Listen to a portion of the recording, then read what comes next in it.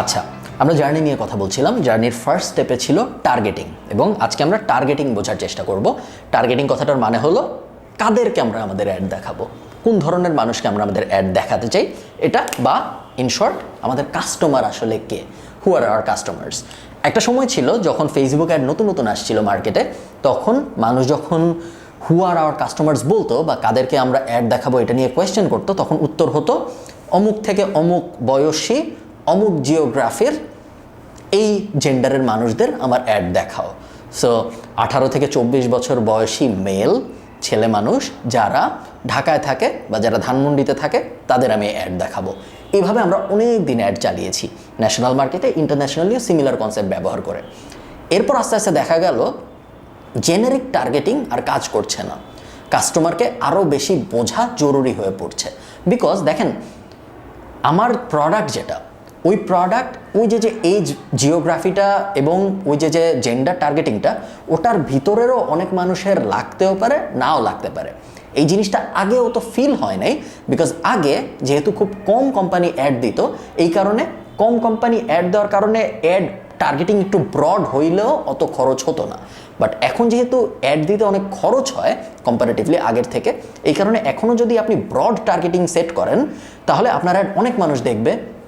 অনেক মানুষ তো আপনার কাস্টমার না, কাস্টমার তো গুটি কয়েক মানুষ, ওই একটা সেগমেন্টই আপনার কাস্টমার। সো অনেক মানুষকে যদি তারপরে আপনি আপনার অ্যাড দেখান, সেক্ষেত্রে আপনার আননেসেসারিলি খরচ বেড়ে যাবে, যেটা খুব একটা লজিক্যাল না। আমি একটা স্টোরি বলি, তাহলে আপনাদের বুঝতে সুবিধা হবে। 2011-12 সালে আমি, আমার পেট এক্সেসরিজ নামে একটা কোম্পানি ছিল, কুকুর বিড়ালের খেলনা খাবার দাবার এগুলো আমরা বেচতাম।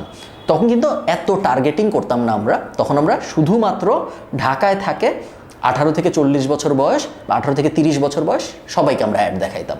অ্যাড দেখাতে খুব কম টাকা লাগতো, বিকজ তখন নিউজ ফিডে এত কম্পিটিশন ছিল না।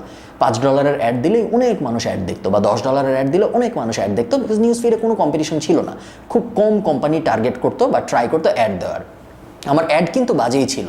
আমি অ্যাড দেখাইতাম 10,000 মানুষকে, এবং তারপরে দেখা যেত একজন কনভার্ট হয়েছে।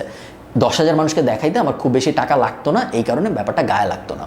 এখন যদি আমি 10,000 মানুষকে অ্যাড দেখাই বা 20,000 মানুষকে অ্যাড দেখাই, আমার অনেক টাকা খরচ হবে অ্যাড দেখাতে, বিকজ এখন নিউজ ফিডে জায়গা পাওয়াটা কম টাকায় খুব কষ্টকর। এই কারণে এখন যখন আপনি অ্যাড চালাবেন, আপনার খেয়াল রাখতে হবে আপনার অ্যাডটা আপনি যেন এক্স্যাক্টলি যার দেখা উচিত শুধু তাকেই দেখান, অন্য মানুষকে না দেখান। হ্যাঁ, কিছু মানুষকে অবশ্যই আপনি এক্সট্রা দেখায় ফেলবেন, ওটা অবভিয়াস, ওটা অ্যাভয়েড করার কোনো উপায় নেই। বাট আমরা চেষ্টা করবো আমাদের পোটেনশিয়াল কাস্টমার যারা না, তাদেরকে যেন আমরা অ্যাডটা একদমই না দেখাই, যাতে করে আমাদের কস্ট কম হয়। আননেসেসারি মানুষের সামনে আমাদের অ্যাড যাবে না, আমাদের ইমপ্রেশন কস্ট কমে যাবে, আননেসেসারি সব ঝামেলা কমে যাবে। কারণ আননেসেসারি মানুষের সামনে যদি অ্যাড যায়, ওদের জন্য যেহেতু একটা রেলেভেন্ট না, ওরা অ্যাডের ওই 3 ডট বাটনে ক্লিক করে এই অ্যাড আমার জন্য না এরকম কথাবার্তা বলে দিবে, তখন অ্যাডের কোয়ালিটি ড্রপ করবে। অ্যাড বেশি মানুষকে দেখানোর পরে এরা যেহেতু এনগেজও করবে না, সো এনগেজমেন্ট রেশিও ড্রপ করবে, টোটাল আমাদের টিভিটা ড্রপ করে যাবে। এগুলো আমরা চাই না। সো কাস্টমারকে এই ব্যাপারটা বোঝাটা খুব খুব খুব বেশি জরুরি, এবং এই পুরা জিনিসটাই না ফিগার আউট করাটা জরুরি। ফার্স্ট স্টেপ, কাস্টমারকে আপনার কাস্টমার কি করে, আপনার কাস্টমার কই থাকে, আপনার কাস্টমার কি খায়, আপনার কাস্টমারের বাচ্চা আছে নাকি নাই, আপনার কাস্টমার কোথায় চাকরি করে, আপনার কাস্টমার অন্যান্য কি কি কনজিউম করে, কাস্টমারের ব্যাপারে আপনি যত ইনফরমেশন গ্যাদার করতে পারেন, এটাকে বলে কাস্টমারের পার্সোনা বিল্ড আপ করা, একটা আইডিয়াল কাস্টমার সেট করা, যে এই হইল একজন মানুষ, রিয়েল মানুষও হইতে পারে, ফেক মানুষও হইতে পারে, এর কাছে বা এরকম মানুষের কাছে আমি আমার প্রোডাক্ট বেচতে চাই। কাস্টমার পার্সোনা বানানো আপনার জন্য স্টেপ নাম্বার 1। এইটা না করে আপনি অন্য কোনো কিছু করবেন না। স্টেপ 2 হলো এই কাস্টমারের প্রবলেমগুলো কি, এইটা ফিগার আউট করতে চেষ্টা করা। প্রবলেমগুলো নিয়ে আমরা ডিল করবো, যেগুলো আমরা সলভ করতে পারবো। এখন ধরেন আমরা আবার আমাদের পেট ফুডের এক্সাম্পলটা যদি যাই, আমাদের কাস্টমার হবে সেই ক্ষেত্রে 18 থেকে 30 বছর বয়সী ছেলে বা মেয়ে যাদের বিড়াল আছে, এবং যারা হয়তো ইউনিভার্সিটিতে পড়ছে, বা আমরা আরও স্পেসিফিক্যালি বলবো যে যারা হয়তো ঢাকায় কোনো একটা প্রাইভেট ইউনিভার্সিটিতে পড়ছে বা ঢাকায় কোনো একটা পাবলিক ইউনিভার্সিটিতে পড়ছে, যারা এই 10টা শপিং মলে যায় বা এই 3টা শপিং মলে যায়। আমি ধরে নিচ্ছি তারা বসুন্ধরা সিটিতে যায়, তারা যমুনা ফিউচার পার্কে যায়, আমি ধরে নিচ্ছি তাদের বেশিরভাগ বাড়িধারা, গুলশান, ধানমন্ডি এই 3টা এরিয়ায় থাকে।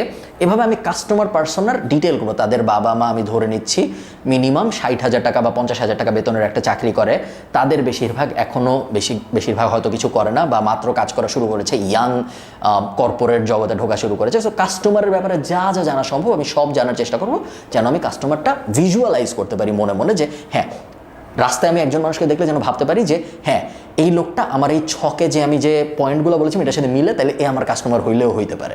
অবশ্যই কিছু তো মিস হবেই, বাট ওটা কোনো ব্যাপার না। কাস্টমার পার্সোনাটা বিল্ড আপ করাটা খুব জরুরি। সেকেন্ড, ওই কাস্টমারের প্রবলেম কি। প্রবলেম নিয়ে যখন আমরা কথা বলবো তখন আমরা তার জীবনের প্রবলেম নিয়ে কথা বলবো না, যে ধরেন ঢাকায় জ্যাম আছে এটা একটা প্রবলেম, এটা প্রবলেম, বাট এটা আমাদের কাস্টমারের আমাদের সিচুয়েশনের জন্য স্পেসিফিক প্রবলেম না। আমরা যেহেতু তাকে পেট ফুড বেচতেছি, আমাদের ক্ষেত্রে প্রবলেম হবে পেট ফুডের দাম বেশি, পেট ফুডের কোয়ালিটি ভালো না, পেট ফুডের ডেলিভারিতে সমস্যা, পেট ফুডের খেলে বিড়ালের অ্যালার্জি হয়। আমরা বোঝার চেষ্টা করব আমাদের কাস্টমারের আমাদের ইন্ডাস্ট্রিতে কী কী প্রবলেম আছে, ঠিক আছে? এটা হলো স্টেপ 2। স্টেপ 3 হলো আপনার কাস্টমারকে বোঝাইতে হবে যে ইউ আর দ্য গাইড। আপনি কিন্তু স্টোরির নায়ক না, আপনি একজন গাইড। এবং এই পুরা কনসেপ্টটা স্টোরি ব্র্যান্ডের একটা সাব কনসেপ্ট। স্টোরি ব্র্যান্ড একটা খুব জনপ্রিয় বই মার্কেটিংয়ের। ওই বইয়ে কাস্টমার পার্সোনা বিল্ড আপ নিয়ে অনেকগুলো সুন্দর সুন্দর সেগমেন্ট আছে। এটা পুরোটা ওটা না, এটা মডিফাইড, এটা আমি মডিফাই করে নিয়েছি আমাদের জন্য। এবং আমি যে মডিফাইড ভার্সনটা আপনাকে দেখাচ্ছি, এটা নিয়ে যদি আপনি কাজ করেন এটা আপনার জন্য খুব ভালো পারফর্ম করবে, কারণ এটা আমার জন্য খুব ভালো পারফর্ম করে। আপনি একজন গাইড এই প্রবলেমগুলো সলভ করার জন্য। আপনি হিরো না, স্টোরির হিরো কিন্তু কাস্টমার। আপনি শুধুমাত্র একজন গাইড যে কাস্টমারকে তার প্রবলেমগুলো সলভ করার চেষ্টা করবেন আপনার সলিউশনগুলো দিয়ে। সো স্টেপ 1 ছিল কাস্টমারের পার্সোনা বিল্ড আপ করা। স্টেপ 2 ছিল কাস্টমারের প্রবলেমগুলো কি এটা আইডেন্টিফাই করা। 3টা থেকে 4টা প্রবলেম আমরা আইডেন্টিফাই করবো যেগুলো কাস্টমার আমরা সলভ করতে পারবো। আমি একজন গাইড হিসেবে কিভাবে এই প্রবলেমগুলো সলভ করতে পারবো এটা আমি বিভিন্ন অ্যাড দিয়ে দেখাবো কাস্টমারকে, যে প্রবলেম 1 জন্য সলিউশন 1, প্রবলেম 2 এর জন্য সলিউশন 2, প্রবলেম 3 এর জন্য সলিউশন 3, ঠিক আছে? সো এই ক্ষেত্রে আমার প্রবলেম ছিল পেট ফুড এক্সপেন্সিভ, এই ক্ষেত্রে আমার প্রবলেম ছিল পেট ফুডের কোয়ালিটি খারাপ, এই ক্ষেত্রে আমার প্রবলেম ছিল পেট ফুড ডেলিভারি দিতে দেরি হয়। আমি যখন অ্যাড চালাবো আমার টেক্সটে বা আমার ইমেজে আমার ভিডিওতে থাকবে যে আমরা সবচেয়ে কম দামে পেট ফুড দিচ্ছি, আমরা পেট ফুড সবচেয়ে কম দামে দিচ্ছি, আমাদের পেট ফুডের ডেলিভারি সবচেয়ে তাড়াতাড়ি হয়, আমাদের পেট ফুডের সবচেয়ে কোয়ালিটি ভালো।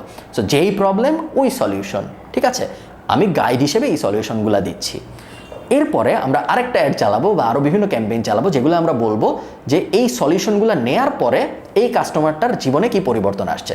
সো তার পেট হ্যাপি, তার পেটের এখন আর কোনো হেলথ প্রবলেমস নাই, সে হ্যাপি, তার টাইম বাঁচতেছে, এরকম বিভিন্ন জিনিসপত্র আমরা তাকে হ্যাপি সলিউশনে দেখাবো যে life when things go well.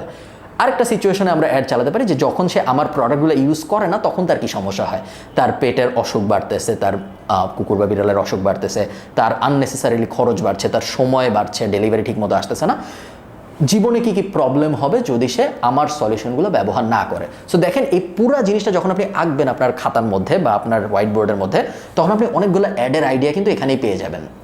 এখান থেকে আমরা দেখতে পাচ্ছি যে 3টা আইডিয়া চলে আসলো, যে 3টা সেপারেট ক্যাম্পেইন হয়ে যাবে 3টা সলিউশন নিয়ে। এখান থেকে আমরা দেখতে পাচ্ছি 2টা বা 3টা আইডিয়া চলে আসলো যে ওরা যখন আমাদের সলিউশনগুলো ব্যবহার করবে ওদের জীবনে কী কী ইম্প্রুভমেন্ট আসবে, এগুলোকে বলে পজিটিভ এনফোর্সমেন্ট অ্যাড। আমাদের সলিউশনগুলো ব্যবহার করলে আপনার জীবনে কী কী পজিটিভ পরিবর্তন আসবে। এখান থেকে আমাদের আরও 2-3টা আইডিয়া চলে আসলো যেগুলো হলো নেগেটিভ রিইনফোর্সমেন্ট অ্যাড। আমাদের সলিউশনগুলো যদি আপনি ব্যবহার না করেন তাহলে আপনার কী কী ক্ষতি হবে। সো দেখেন 3টা, 2টা, 3টা, 5টা, 6টা, 7টা, 8টা, 9টা, সো 8-9টা অ্যাডের আইডিয়া কিন্তু এখানে আমি আপনার সাথে বসে বসে বের করে ফেলতেছি, বিকজ আমি এই জার্নিটা দিয়ে গিয়েছি। কাস্টমার্স হ্যাভ আ প্রবলেম, আপনি একজন গাইড, আপনি দিবেন কাস্টমারকে সলিউশন। কাস্টমার যদি ওই সলিউশন ইউজ করে তাহলে তার জীবনে কি পরিবর্তন আসবে, কাস্টমার যদি ওই সলিউশন ব্যবহার না করে তাহলে তার জীবনে কি নেগেটিভ পরিবর্তন আসবে। এই 6টা জিনিস যদি আপনি মাথায় রাখতে পারেন আপনার অ্যাডের আইডিয়া জেনারেট করতে কোনো সমস্যা হবে না, আপনার টার্গেটিং সবসময় ভালো হবে, যার মানে হলো আপনার অ্যাড সবসময় সঠিক মানুষের সামনে পড়বে, এতে করে আপনার খরচ কম হবে এবং এতে করে আপনার অ্যাডের এফেক্টিভনেস অনেক অনেক বেশি বেড়ে যাবে। এটাই হলো গিয়ে অ্যাড টার্গেটিংয়ের বেসিক্স।